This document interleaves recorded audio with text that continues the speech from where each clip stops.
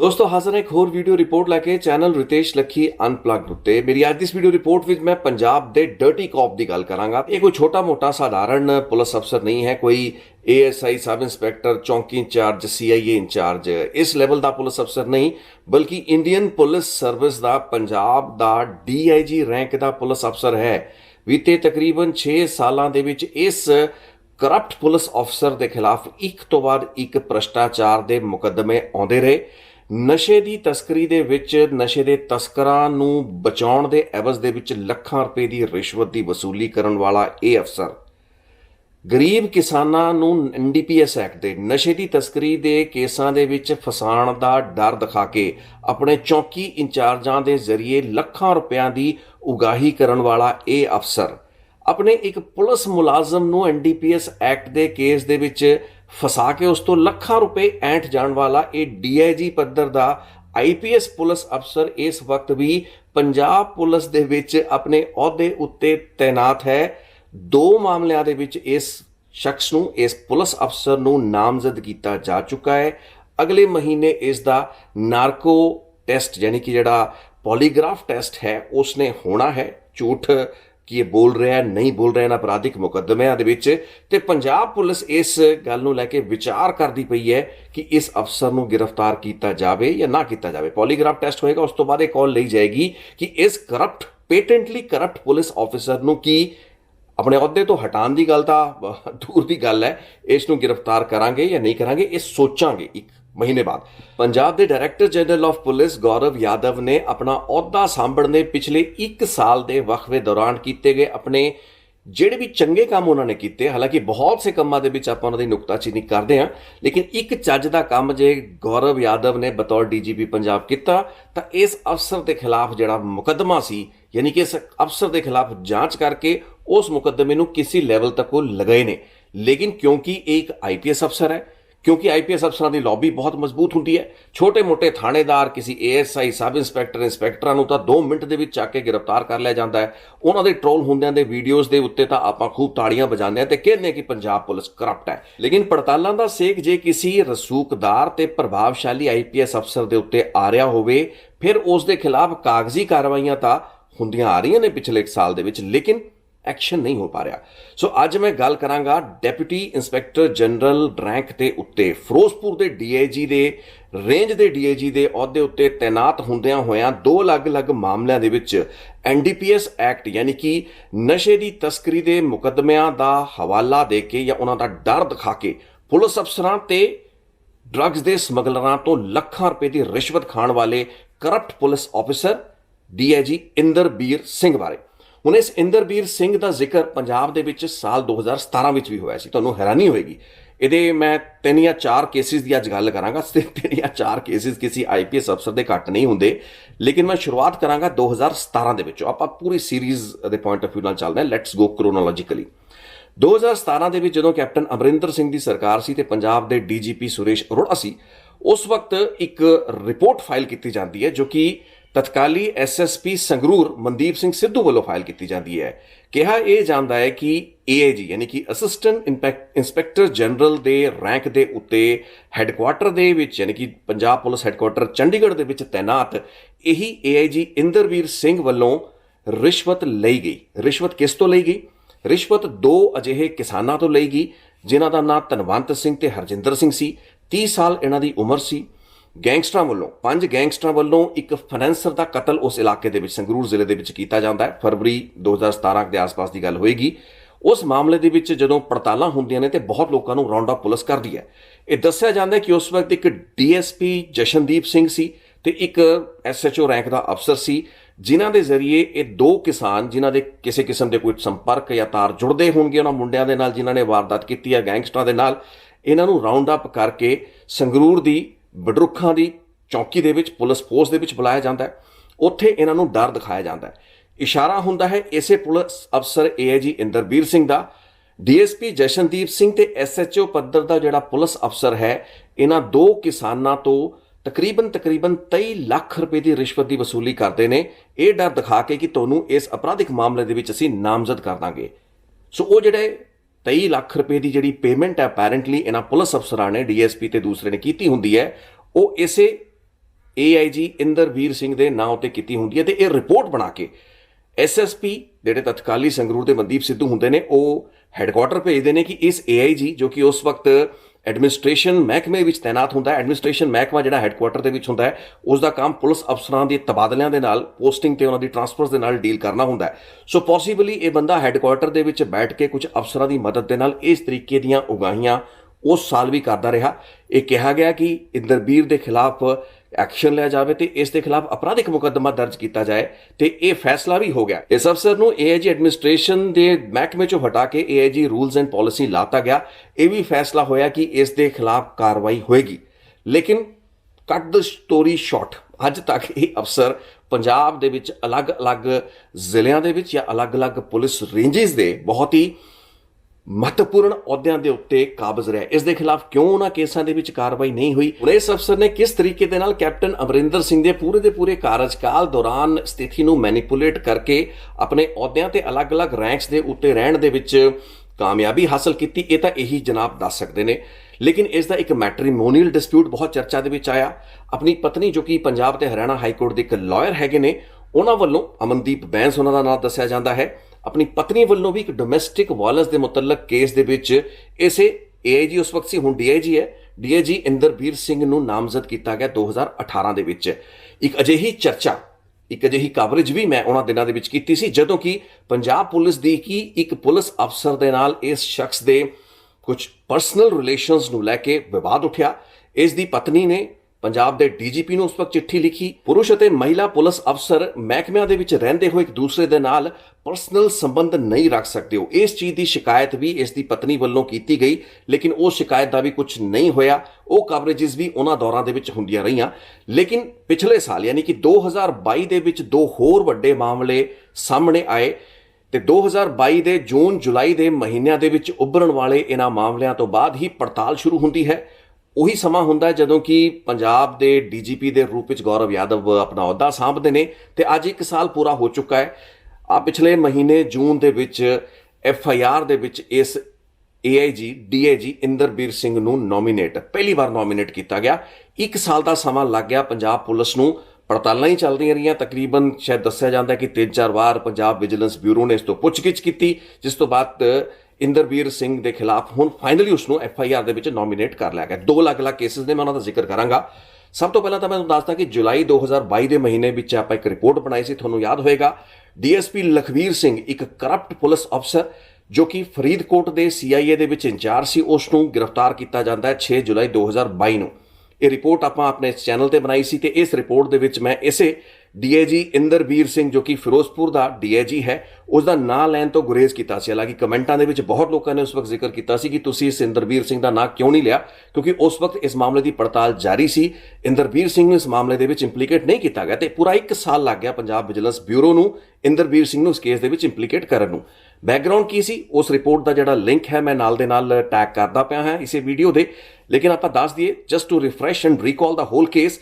ਮਸਲਾ ਇਹ ਸੀ ਕਿ ਤਰਨਤਾਰਨ ਦੇ ਵਿੱਚ ਕੁਝ ਡਰੱਗਸ ਦੇ ਸਮਗਲਰ ਯਾਨੀ ਕਿ ਅਫੀਮ ਦੇ ਸਮਗਲਰ ਕਾਬੂ ਕੀਤੇ ਗਏ ਸੀ। 30 ਜੂਨ ਨੂੰ ਇੱਕ ਸੁਰਜੀਤ ਸਿੰਘ ਨਾਂ ਦਾ ਅਫੀਮ ਦੀ ਤਸਕਰੀ ਕਰਨ ਵਾਲਾ ਸਮਗਲਰ ਕਾਬੂ ਕੀਤਾ ਗਿਆ ਸੀ, ਤਕਰੀਬਨ 990 ਗ੍ਰਾਮ ਅਫੀਮ ਦੇ ਨਾਲ, 1 ਕਿਲੋ ਅਫੀਮ ਦੇ ਨਾਲ।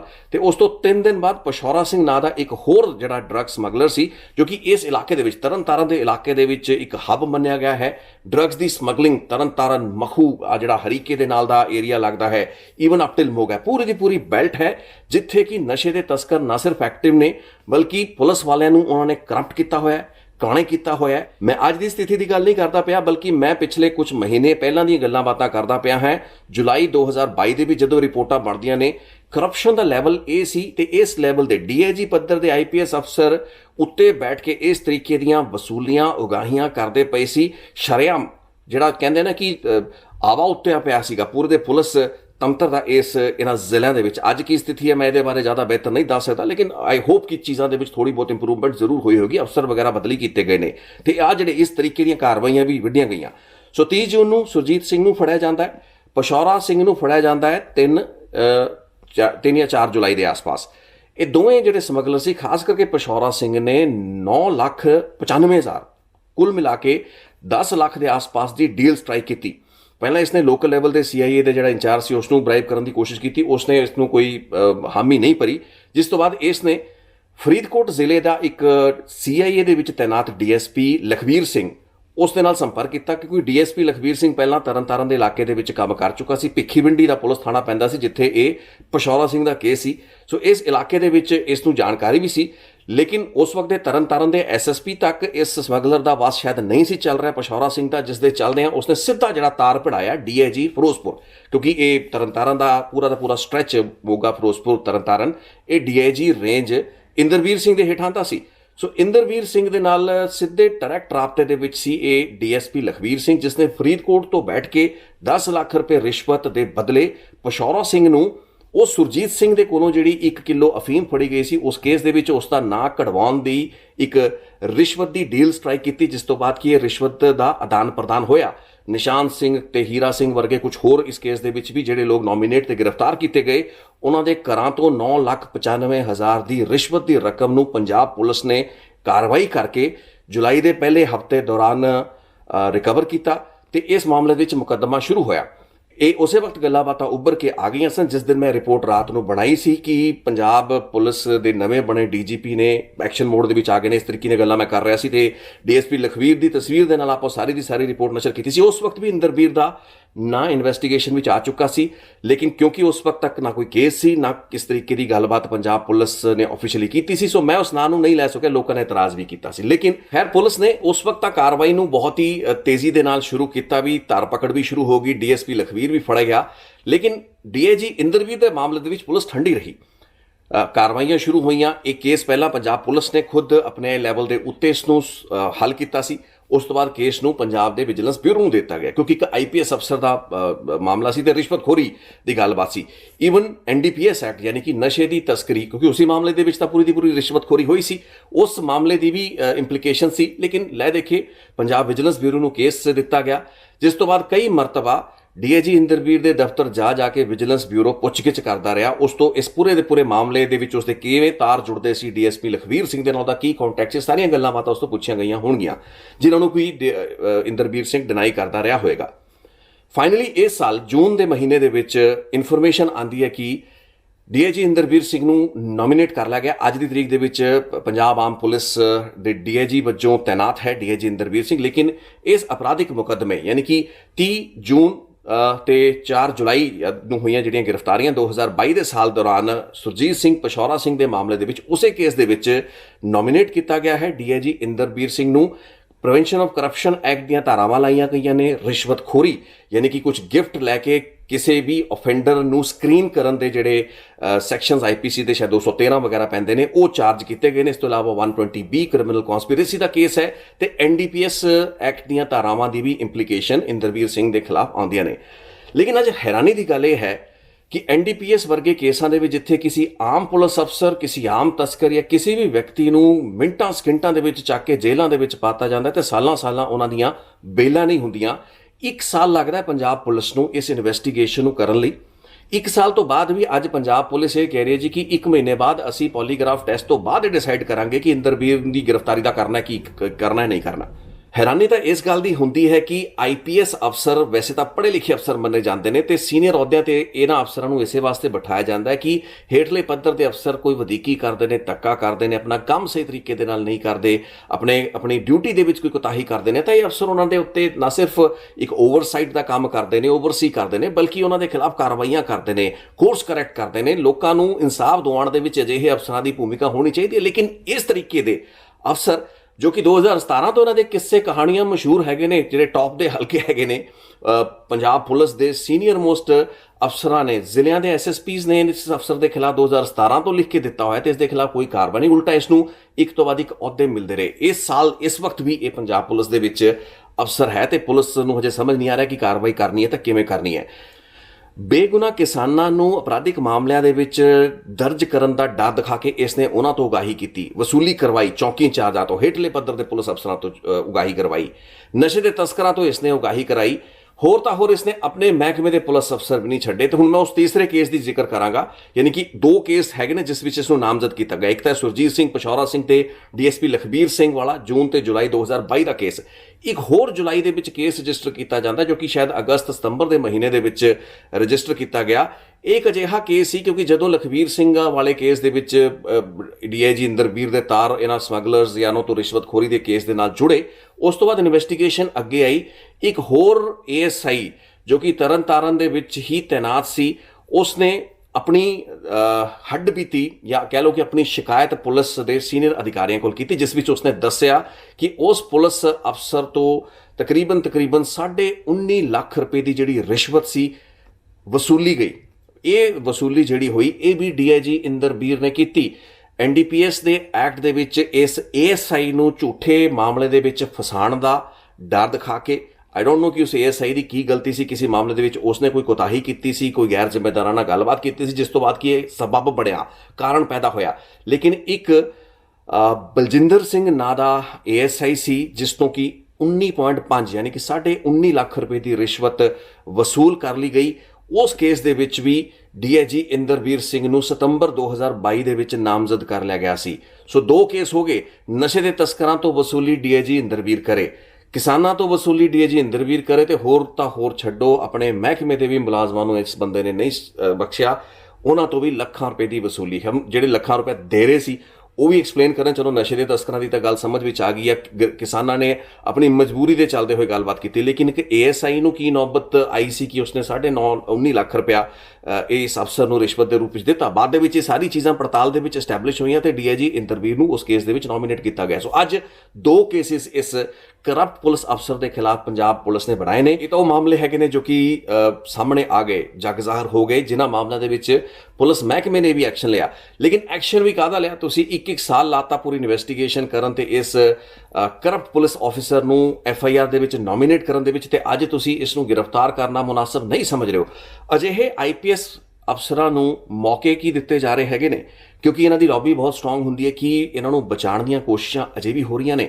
ਇਸ ਕੇਸ ਦੀ ਜਦੋਂ ਮੈਂ ਗਹਿਰਾਈ ਦੇ ਵਿੱਚ ਜਾਣ ਦੀ ਕੋਸ਼ਿਸ਼ ਕਰ ਰਿਹਾ ਸੀ ਕਿ ਅਜਿਹੀ ਤਸਵੀਰ ਮੇਰੇ ਸਾਹਮਣੇ ਆਈ ਜਿਸ ਦੌਰਾਨ ਫਿਰੋਜ਼ਪੁਰ ਦੇ ਵਿੱਚ ਕਿਸੇ ਸਮਾਗਮ ਦੌਰਾਨ ਜਦੋਂ ਪੰਜਾਬ ਦੇ ਡੀਜੀਪੀ ਗੌਰਵ ਯਾਦਵ ਪਹੁੰਚਦੇ ਨੇ ਤੇ ਉਹਨਾਂ ਨੂੰ ਗੁਲਦਸਤਾ ਇਹੀ DIG Inderbir as per protocol ਦਿੰਦੇ ਹੋਏ ਨਜ਼ਰ ਆ ਰਹੇ ਨੇ, ਕਿਉਂਕਿ ਡੀਆਈਜੀ ਫਿਰੋਜ਼ਪੁਰ ਸੀ।